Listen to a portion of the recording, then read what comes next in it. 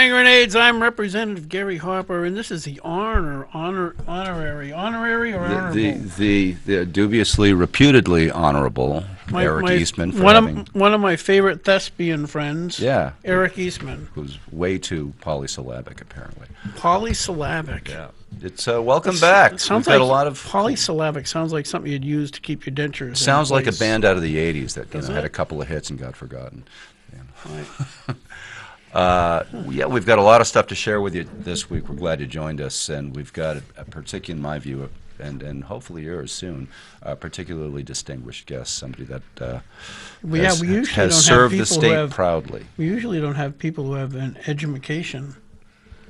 You know, I hope all our previous guests are watching tonight. Yes. I really do.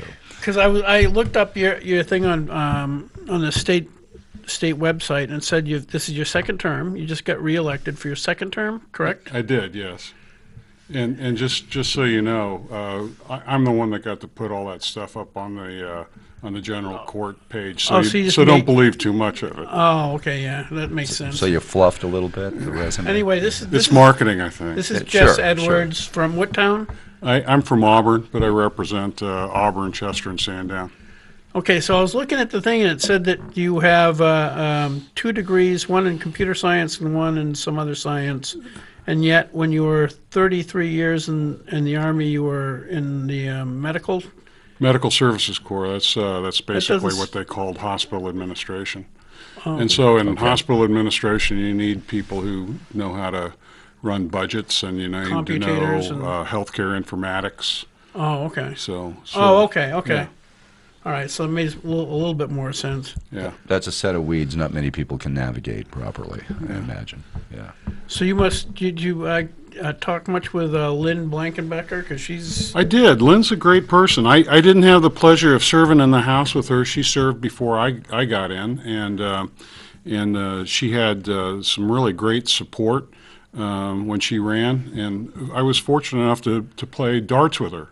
Up at Area 23, we had a fundraiser for the Liberty House, and I'm the vice chair of the Liberty House. Oh, you are? In my spare time. So you know my... Works with JP. Yeah, JP. JP's my boss. JP's your boss? Look at that. Yeah. He's such a good guy. He's a great guy. He's a great guy. I have I had, probably won't have it anymore, but I had a pretty decent parking space. So I drove him up, because he's in my district, I drove him up to the State House. I forget which day it was. And so I taught him basically everything I know. All in one trip? Well, it was actually 5 minutes of the trip. After that, we talked about after that was him playing for the Jets and stuff. Yeah. Which he did do. He did. He returned punts. He was a punt specialist. Brilliant. Yes. Yeah. Which explains got all kinds of interesting people explains the serving. head trauma anyway. Well, and the leg braces. Yeah, I mean, you wouldn't know it, but the guy is kind of pain all the time. You know, with leg braces from the knees down. But, he lights up every room and brings positive energy everywhere. Oh my God! What he's done with the leadership of the board at the Liberty House and the energy that's gone into that place lately, the renewed commitment to donations and really focusing on the veterans as the core of our mission. It's really been tremendous. JP is a great guy. Thanks to JP, I found a worthy place, or I made a worthy decision about where to relinquish over 25 nice business suits that I not outgrew but undergrew for having lost a bunch of weight recently, and that was where they all went, and I was very happy to do it, and JP gave me that tip. Yeah, so I don't want to fat shame you, but you really look good at your new fighting weight. So. Yeah,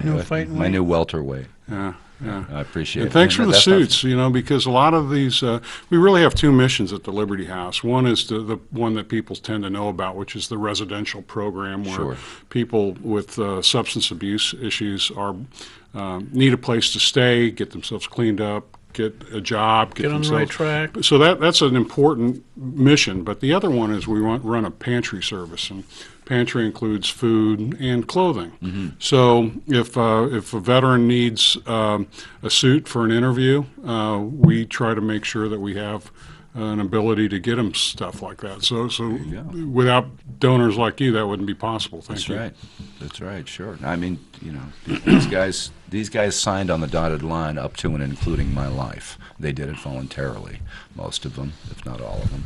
And Not my they dad. did that for their nation once upon a time. Yeah, And not- as far as I'm concerned, that's instant cred, instant respect for life. So No, not my dad. It wasn't really voluntary. no, it was conscribed. Was No, it? it Was was. conscript? You had He had choices. One of them was going to the military. The other one was confinement. I They see. used to do that more. I see. You know, we had more interesting stories about personnel back then. You know, you used to be able to Right. get promoted and then do something stupid and get busted, and then keep going and get promoted again. That's sort of the military turned into sort of a zero tolerance industry in like the 80s. Yeah, So- no, Dad did Wow. that. He was. I think he was corporal, private, corporal, private, corporal, private. Yeah, the good old days. He's Irish, Yeah, so my- they have to have issues. I don't know if it's true or not, but my dad's favorite story, his eyes always lit up. He was in the Air Force. He he was an NCO working at the hospital at Homestead Air Force Base in the late 50s. And he threw a small party with his commanding officer and the senior physician, two 06s. Sure. And while he's throwing the party, they had a lot of alcohol back in those days. And apparently he ended up in the shower with the two colonels' wives helping him shower. And Of course he did. Yeah. and the commander didn't like that. So Wow. he ended up calling up to the Pentagon, getting them orders to reassign him to Morocco. So at the age of 1, I found myself in Morocco, and my first memories are of the camels and the Oh, no way. snake charmers and all of that stuff. So again, I don't know if it was true. You know, it probably wasn't the way his eyes lit up the way it did when he told the story, but it was a good story. So. I had a friend of mine from Goffstown. He was World War II. And he said one of his stories was they were on one of the islands in the Pacific, Yeah, and they got a hold of some tubing and made a still. He said one of the guys, so they're making moonshine. Yeah. So one of the guys had a little bit too much, took off into the jungle, and they never did find him. Did that particular brew made you vanish? Yes, apparently. Wow. Yeah. The varnish made you vanish. Yeah, I think there's a lot more tolerance for people being a little bit off the reservation back then. right. I think the closer you got to World War II, people really, it was a completely different era. You had to be a completely different kind of person to be in the military back then than what we have now. Sure. And so I think, the tolerance for individuality back then was probably greater just because, people had gone through so much, trauma together that there was more acceptance, I think, I guess. Yeah, I would hope so. Yeah. Somebody, because the thing is, it's like my dad was in the Frozen Chosen. He was in Yeah. one of the Marines, Right. Thank you. and I know looking at the pictures, he's just a kid. Yeah.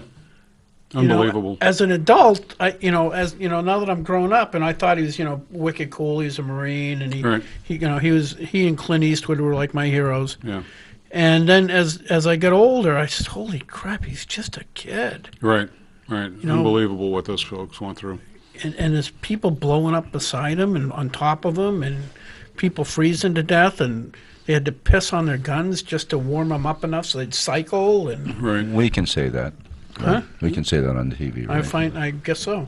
Or urinate, maybe. Yes, Keep but it it's medical. just keep it medical, right? No, But I meant guns. Just just the idea that they're just like children, basically. Just Right.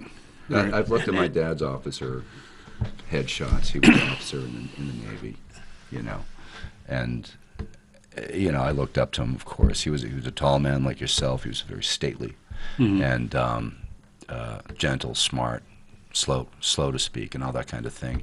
But I look at these pictures, and yeah, I agree with you. I get the same vibe. He really was just a kid. what we put. You look at the kids that did those waves in Normandy and on D-Day and stuff. It's like, jeez. So that's one way of serving your country, or something like it. And you've both found other ways of serving right up till now. After that illustrious resume, you've taken all that life experience and you've brought it to bear in the state legislature. Right. These last couple of years. So I had a.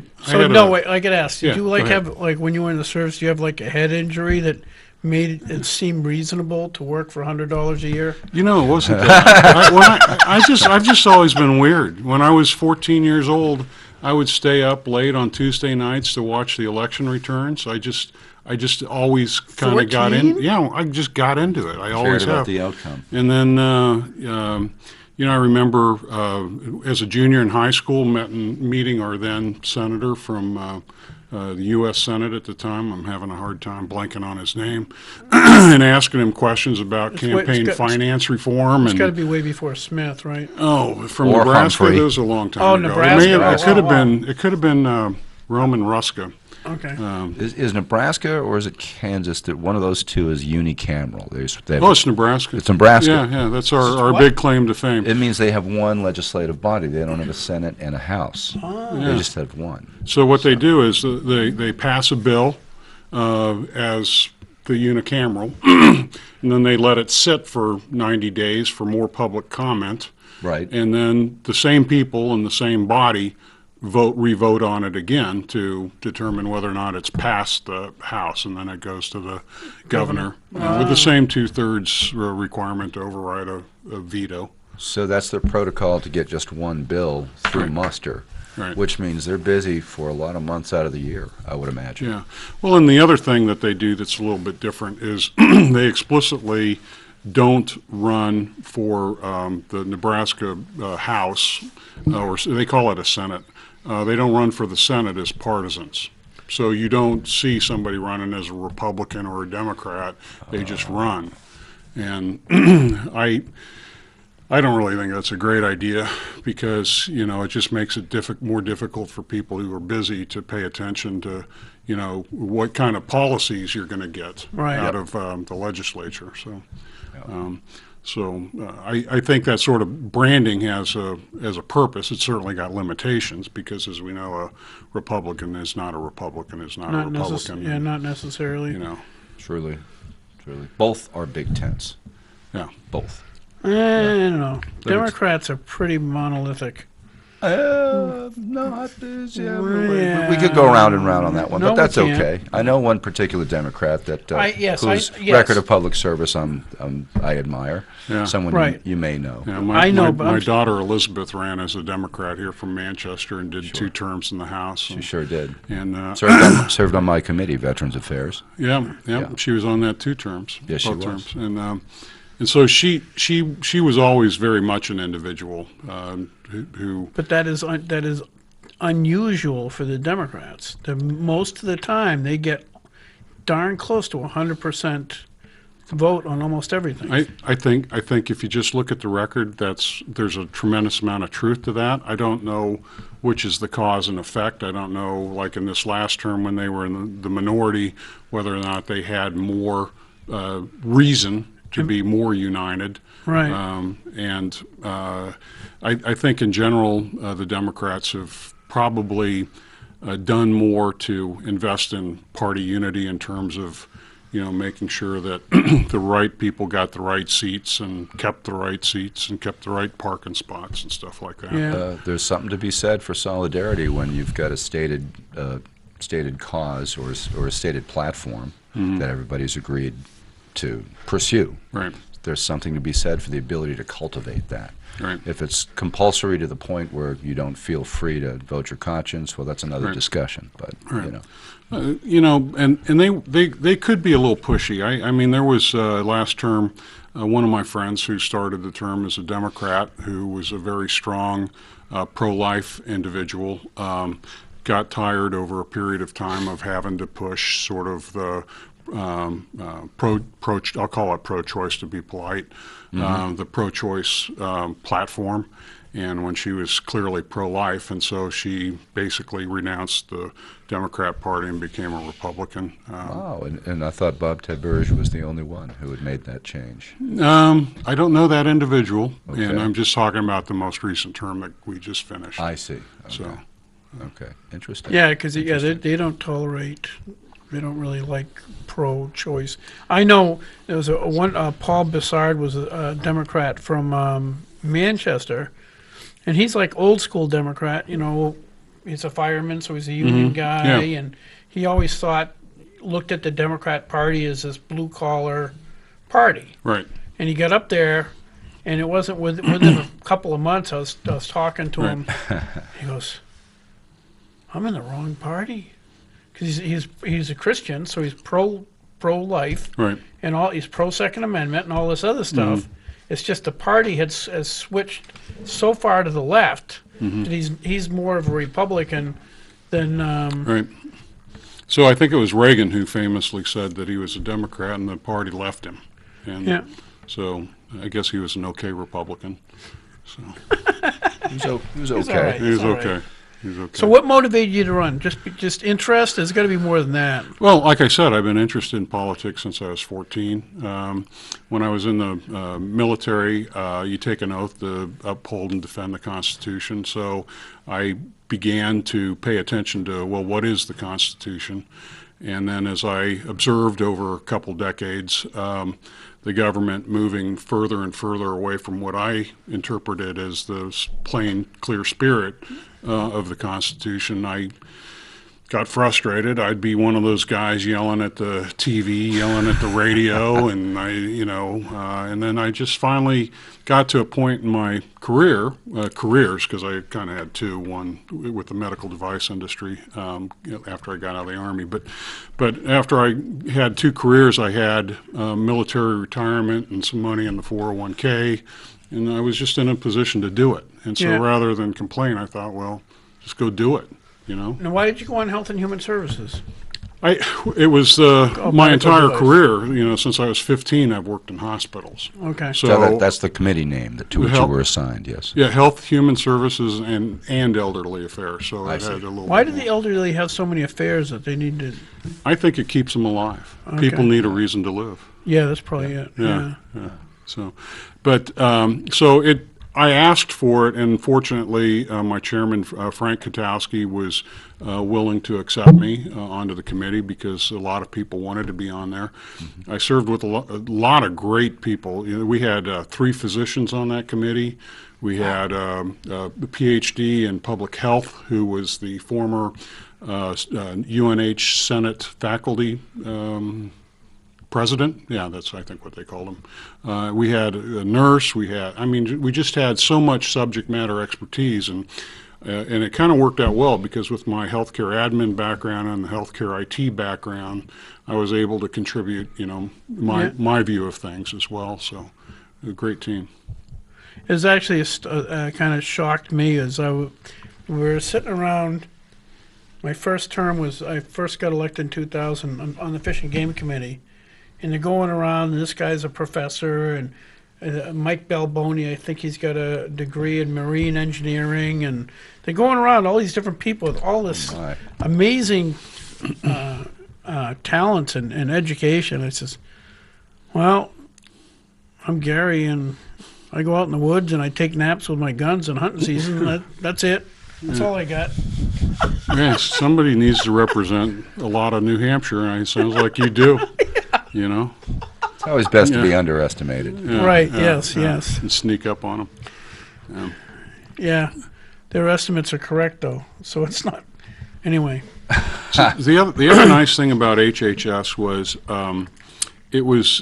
we did a lot of policy, and when we were doing policy, it was not political. Right. You'd go around the room and people would contribute what they thought about the bill, and it wasn't coming from sort of a partisan political bent most of the time. right.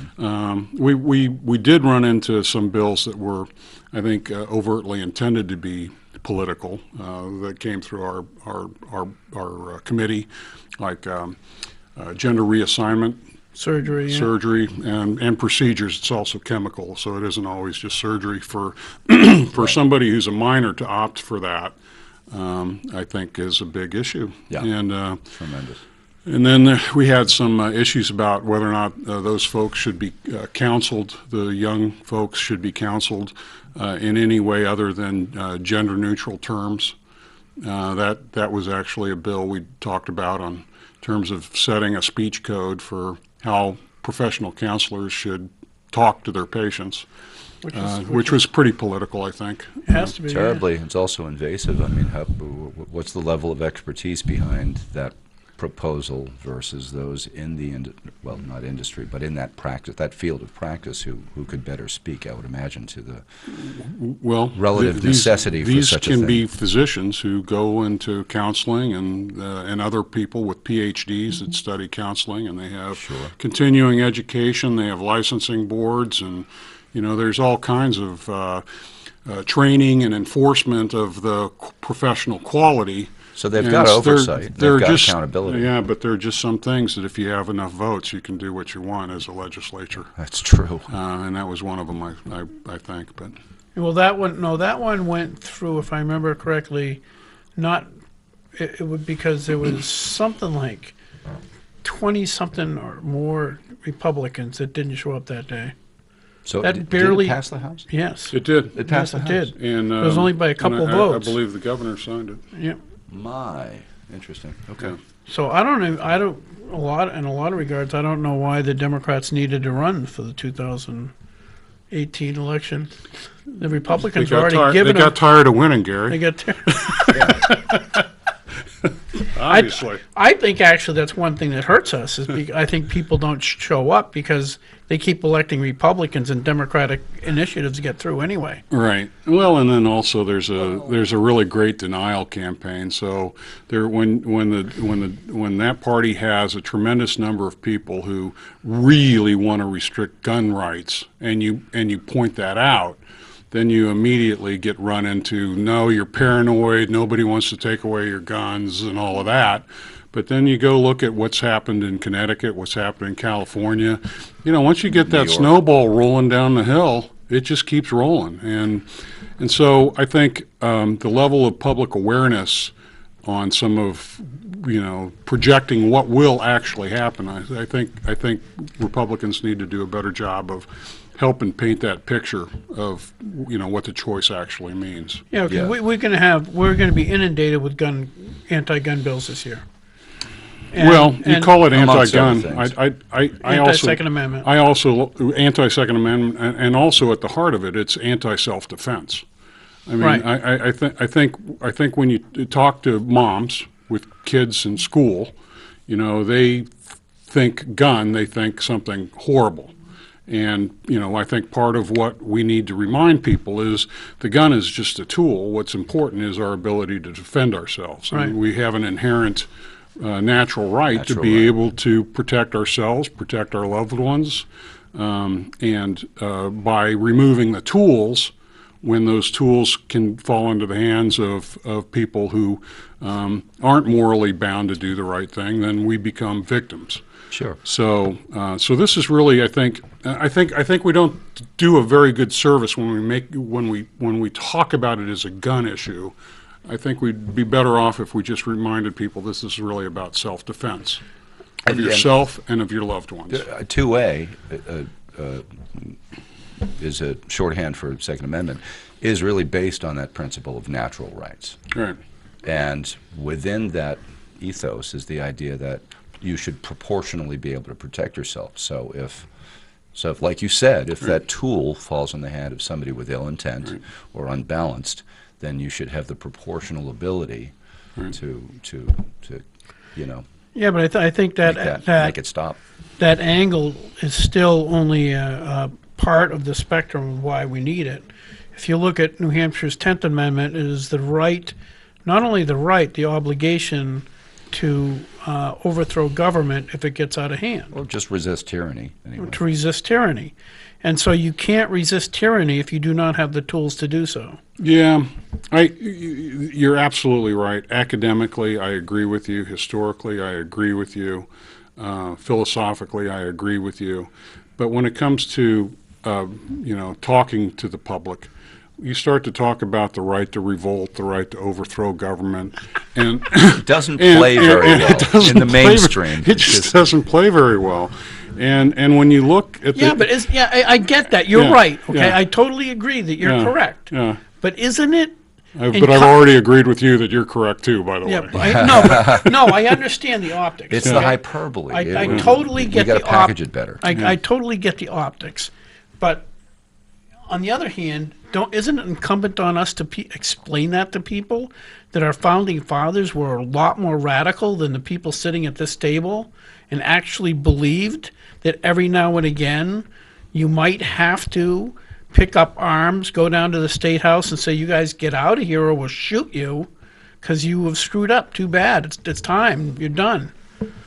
I think it's on us to explain the mindset, because if we can't explain and articulate why we have these rights, we're going to lose them. Because there's other ways to defend yourself. I would reposition your argument just a little bit. Okay. I wouldn't say that the people who believe in the right to serve as a check against intrusive government, we're not the radicals.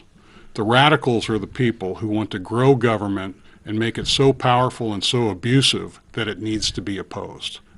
They are the radicals. Okay. They are the problem. Yeah. I mean, by and large, people just want to live, they want to raise their family, they want to have fun, they want to have a barbecue with beer. Nobody has a vested interest in, reinventing government through force. Right. People will only get to that point if the government has grown so large and so dangerous that it must be resisted. Like we all have to put on yellow jackets and run around the streets. Yellow jackets for one, and you can do that. Obviously, the French don't have guns, but they made their voice clear. They were not going to tolerate the huge fuel tax increase in the name of global warming. They just weren't going to do it. And I think that's. I hope our progressives in this country are observing that and not just paying attention to the headlines, but understanding what's going on underneath the surface. The EU model is failing, from Brexit to Italy having a vote a year and a half ago to get out, to what's going on in Paris. Individualism, nationalism, being able to identify with your family, your village, your neighborhood. That's what humanity is about. And right. as progressives want to impose this superstructure on us all, that's not a natural act. And I think there will be inherently problems as a result of trying to get people to behave in a way that's not natural. I think we're intrinsically able to relate and get along with small groups more than we can a larger faceless organization. Yeah, I think that's what's happened throughout history. As soon as everything is governed from the top down, it has to be. It almost by definition is abusive to get that done. Well, right. We want a representative government, right? What was the revolution about in the United States? It was no taxation without representation. It was the epitome of a remote, distant government imposing decrees on us, and then it wasn't even a lot of money. It was more over the principle right. of why should this, essentially faceless entity direct and control our lives, and that's still fundamental to the human spirit. I was in Afghanistan for 2008, and I think you could draw some corollaries between our experience fighting the revolution and why we are failing to win in Afghanistan. How so? Well, the strategy in Afghanistan was fundamentally flawed from the very outset. It was an effort to create a top-down, primarily secular government based in Kabul, when, if you understood the ethnicity of Afghanistan, you would know that Kandahar is their religious center, and that the boundary of Afghanistan was really created by the United Kingdom by setting international borders that met British standards, not that the was in the- people on the ground. And that was in the early 1900s. I don't think it was that long ago. I wish I don't want to say the date because I'd be wrong. But for Specifically example, Afghanistan, correct? and I'm talking about Afghanistan. Right. Although they did it all over the Middle East. I'm just talking certainly about did. Afghanistan right now. So they drew an international border between Pakistan and Afghanistan that took 60% of the Pashtun and put them in Pakistan and 40% in Afghanistan. The Pashtun are a proud ethnic group. They have always been the historic warriors of the area. And the idea of putting an arbitrary border between the two groups as though that was going to cause them to behave differently that was wrong. But so when we came in there and tried to establish a secular top-down government, what we failed to do was to recognize that Afghanistan was really a composite of probably 500 villages, and in those villages they had tribal leadership, and so I think had we, instead of been top down like so many government types want to be, if we'd have gone in there with a bottoms up approach to establish relationships with the tribal leadership, to support them and encourage them become friends at that level, I think we would have been out of there a decade ago. But we're still there trying to, shove a square peg into a round hole, and it's just not going to work. Didn't work for the Russians prior.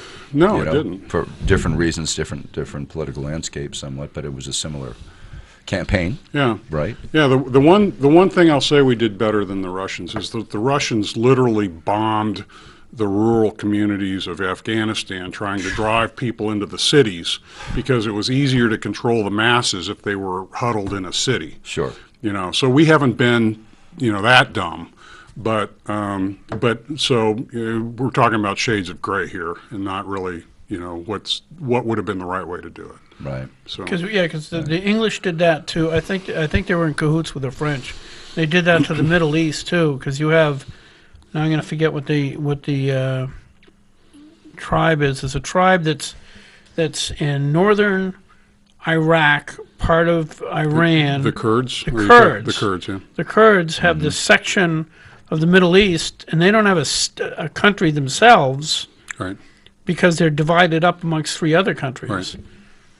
which is just insane. Why, it was totally arrogant to go in there and decide where everything was going to be. Yeah. Well, we're still fighting a flaw in British colonialism. Right. Yeah. So. Yeah, it's So it's kind of a legacy model that is still imposed on them. Right, and the model has failed so many times in so many different examples. You just wonder why there are still people who believe in centralization of government and the collection of everyone under the auspices of one entity. Sure. Why anyone thinks that'll ever work? We really need to be a decentralized government to the extent that the initial founding fathers thought we ought to be, where we should have states that are strong, sovereign states that are cooperating together under a federalist society, because people, I think, generally can feel connected to the government that's closest to them. Yep. And what we're seeing, not only in this country but several places around the world, is that the people no longer feel connected or engaged to their government. Yep. And if you're not connected to an entity that's trying to control and coerce you, you're gonna get pushback. You're gonna get resistance, and that's where I think that's actually the source of the violence, because the natural condition of people is to have babies and raise families and to live well. Yeah. People just want to be left alone, and I think if we had government that sort of respected that fundamental nature of our humanity, things would just be better. Yeah, I think the Well said, and they will defend their backyard, because that goes along with their first instinct to create their best lives for themselves and their families, and do it locally. Right. And if that's threatened, Right. whether it's from without or within. Right. They'll step up. I think so. I think that the fact that American people know what's going on in Washington, D.C. is a problem in and of itself. You don't think think? the problem is D.C.? No, well, the fact that we know what's going on Yeah. is an example of the problem. In other words, if Washington D.C.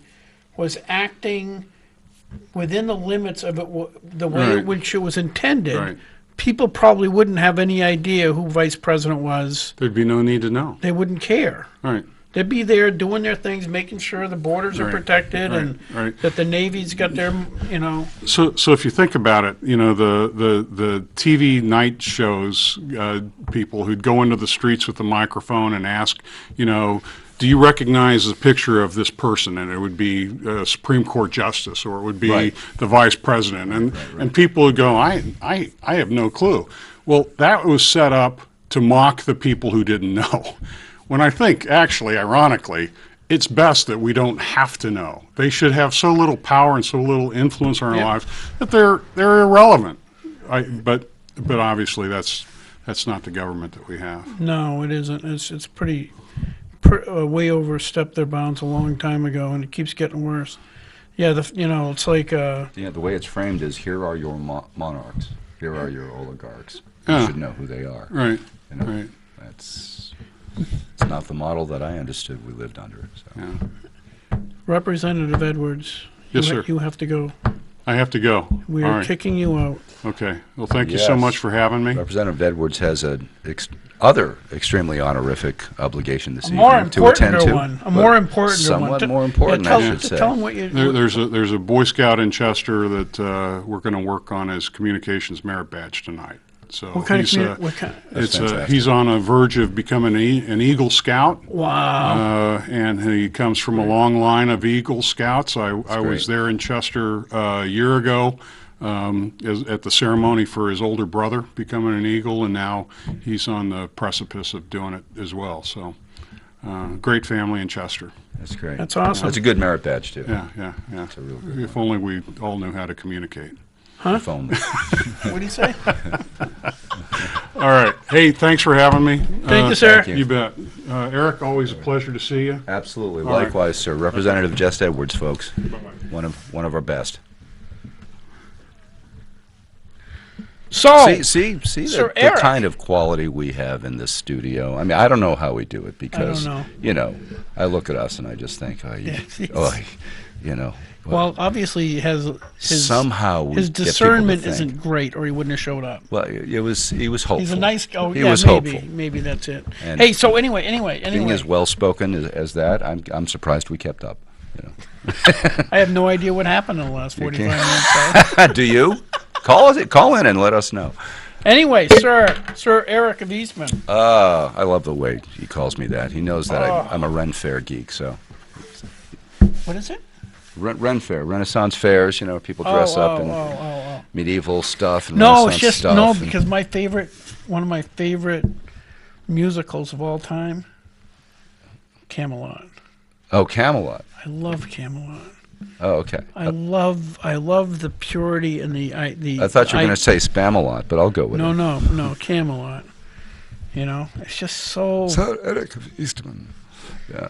Anyway. No, it's good stuff. It's good stuff. Actually, So anyway, you've got your show. With people who have been following for the last year know that Eric has this movie. It was a directed. Yep. Called Spin the Plate. Yeah. It's And a it's feature film. It's about a young woman who is abused and the process of getting through that. Right, overcoming the perception of victimhood and graduating from that and defining your own life on your own terms, rather than letting the chains and the damage inflicted by an ongoing youth experience of being exploited or abused. And that's deep, dark stuff. And a lot of people don't think of that exactly as being good fare for light entertainment, so they can unwind.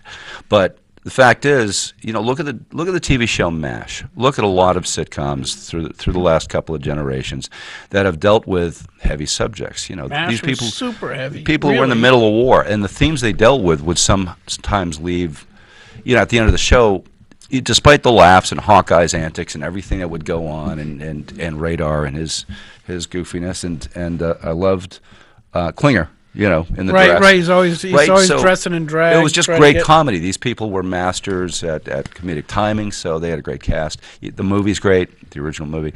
But what did it deal with? It dealt with one of the hardest subjects. How people cope, keep their sanity, and keep their hope in a war zone. in a war zone on a MASH unit. Yeah, Where you talk got about kids trauma. coming in off the battlefield, all banged up and shot up and dying. So I kind of ran with the same idea that this film, and if I may respectfully ask for our engineer to pan down a little bit. You've got a big, giant placard here in front of us. I don't know if you're going to do it with the 2 camera that's on us now, or perhaps the wide shot. But I've got a poster here for the film itself. And the reason we're talking about it again on this show is that I just got back from L.A. I got back last night. And it was my first trip to L.A. in nearly 40 years. I used to live there, went to high school there. In my really? Late junior high and early high school. That explains a lot. So you give me some indication, send me a smoke signal, let me know where this needs to be so the camera of your choice can capture it best. I'd be happy to move this poster and then we can get the job done. If not, I'll just pick it up and take matters into my own hands. Anyway. But the fact is, Spin the Plate is about a woman overcoming those scars, but it's about way more than that. And it's a universal message, and that's why I think it's catching on. And the critics are standing up and cheering, and people in the recovery and counseling community that deal with people that are overcoming trauma, not just child abuse, but just, bad stuff. Most people that are in recovery have gone through childhood trauma, and the drinking or alcohol was a way to cope with that. It certainly was. I'm catching some light there, but there you go. I think that's a good shot right there. That's exactly right. So here we've got this woman. A lot of, because people might not know, is a lot of the drug addiction and alcoholism you see out there, it's easy for somebody who maybe has never had that kind of burden to, cast aspersions. But the fact of the matter is these are people who have, a lot of them, who have had such trauma that they're self-medicating just to calm the anxiety and things. Yeah, no, that's exactly right. They're trying to quiet the screechies, Right. that are keeping them anxious. And in this film, our hero, our heroine, doesn't pardon for using the term heroine. I'm not talking about the drug. Our female hero doesn't turn to substances, but she does turn to some other antics in order to feel that she's balancing the scales of justice where she in her early life came up short. Right. And is her appetite for justice is such that, she carries a gun, probably illegally. She's a Boston girl, so she's hard-edged. Not that all of them are, but in her case she is. Boston's got a vibe. Boston really is the third main character in this film because we shot half of it there and half of it in New Hampshire. So it's a New Hampshire, made film, but we did it on our own dime because in other nearby states, including Mass, by the way, lawmakers, hope you're listening, they've got an arrangement that entices, that deals with tax code that entices big budget filmmaking. In my case, we did it for the cost of selling a used BMW. So, and in the film festival circuit, which is where this film has been, circulating and being seen at various film festivals around the country, we're dealing with competition that spent 6-7 figures Right. on their pieces, independent films, but Still 6 or 7. how do you compete with that price tag? Right. But we did it. We've got a corporate jet. That was one of my props as the director. How cool is that? And we even got it to fly. Could you afford the gas? We did a lot of fast talking. We got a helicopter. We've got a very upscale, exclusive, professional high-rise that caters to high-end attorneys. Yeah. That's overlooking Government Center in Boston and the Zakin Bridge and the harbor. So we shot from within that and shooting out through the windows, you could see the harbor and everything. It was very beautiful. We had an exclusive golf course in south of the city. So we had all kinds of opportunities to tell a story with authenticity that people that don't have a lot of dough normally would be able to do, because we had a great producer who's a multiple Harvard grad, business administration as well as psychology. He teaches at BU, tenured there, and he's a smart man. He's a friend of mine. He's a playwright. He's won awards for that. He wrote the screenplay. It's based on his wife's novel by the same name, Spin the Plate. Right. And spin the plate's just a metaphor for change of perspective. You look Right. down at a plate, it's set up the way it is, stuff's on it, turn it around. Right. Wow, it looks different. It's just a metaphor for perspective is everything and attitude is everything. So Yep. that's kind of what we ran with. And like I say, to me, even though we're picking up awards left and right, the greatest victory, here's some of the film festivals I've been to, I'll talk about that in a second, but the greatest victory is the fact that people in the recovery and counseling community have stood up and cheered, and they've said, you've just given us a key tool in our toolkit to do our jobs and reach out to people who are broken and can't see a way of putting Humpty Dumpty back together again, Right. so that they can transcend the desire to self-anesthetize, like you Right, said, yeah. or do other damaging things that keep them spinning their wheels and not growing, Right. and not healing Right. properly, and that takes help. That takes help. Yeah. So, I don't want to give away any spoilers, but let's just say it's a satisfying ending, and there is justice, and there's a lot of laughs. Some of them dark, some of them not so much. A lot of lightheartedness, but it's a film that nobody can categorize. So our most recent win was at the film festival in Culver City, California, which is right in the gravitational pull of La La Land. It's right near Hollywood. It's near Burbank, right down the street from Universal Studios. I was just there for 5 days, and we won the very auspicious, we couldn't believe it. We couldn't believe it when they made the announcement Monday night. We were at the award ceremonies. The very auspicious award for Best Feature Film in the Inspirational category, Really? which couldn't be more apt, because our target audience are people that need inspiration, don't you think? Right. Right. Right. Right? So, I mean, you see the poster, and, I appreciate the engineering expertise of having punched in on it, but I'm going to lift it up and eclipse us both so you can see the whole thing for a second. See that? It looks like a woman that's searching for something, and then there's a shadow. And she's done pretty good since then, too. She's done great. And on it, too, you can't see it real well, but there's a shadow of a little girl just below her in black and white, and it speaks of the fact that her inner child is far from healed. So it's about this woman's journey, but this woman is everyone, potentially, and everybody's got some boo-boos to heal. And the tagline is, there's the life you're born into and the one that you create. Every movie's got a little tagline. And I'm telling you, I'm proud of it. This thing took 5 years. It's like building a skyscraper. In independent film, either you got money or you have time. Hopefully both, but you better have one or the other. So it took us 5 years. It took us half a decade. And it took longer than it does to earn an undergraduate degree somewhere. You know what I mean? But it's out the door, and I was out of the legislature as of the beginning of 2017.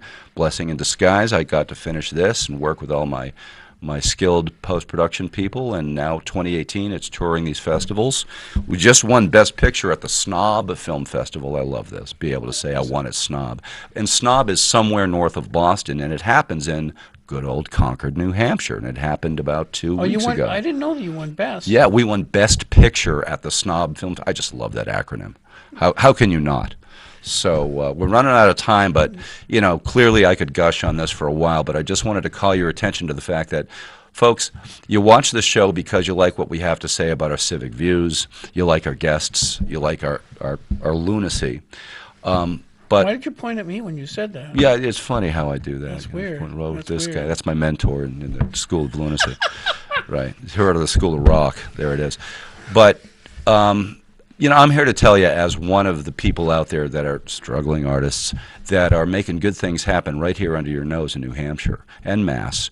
Here in the Northeast, there's just a lot of talent and a lot of innovation, and there's a lot of people who just don't quit. And I've noticed that about the Northeast vibe. We're stubborn Yankees. So, I hope that public policy makers take a second look in this upcoming legislative session at ways we can incentivize media production, new quality media production in New Hampshire.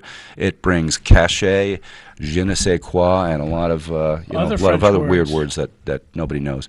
But basically, it makes people curious about the state, which means tourism. Tourism improves. That means more money for the state. That means more secondary businesses that support the film industry will show up. That means business growth. It's just a win-win-win across the board. So that's my plug for some kind of tax, whether it's tax credits or something else. Mass is doing it, but we don't want to necessarily be like Mass. We're ourselves. We're New Hampshire, but there's other states doing it too. And there's people like me toughing it out and paying out of their pockets to make good films, and sometimes we get lucky and get noticed. But most of the time, that's not true. So let's do what we can for artists and improve everybody's quality of life and everybody's bank book. So Eric. there it is. Nice to have you back. Glad you had fun. Glad you did well. Yeah, La La Nice Land's to see you succeeding. quite a trip. It's fun to have lunch Eric, so we got to go, but Eric's agreed once he becomes wicked famous and rich, Yeah. I'm going to be his pool boy. Yeah, which is really creepy on one level, Yeah. and Yeah, really it kind of super is. crazy awesome on another level. So. We'll see you I'm guys not sure next- which one. we'll Thanks see for you guys joining us. next week.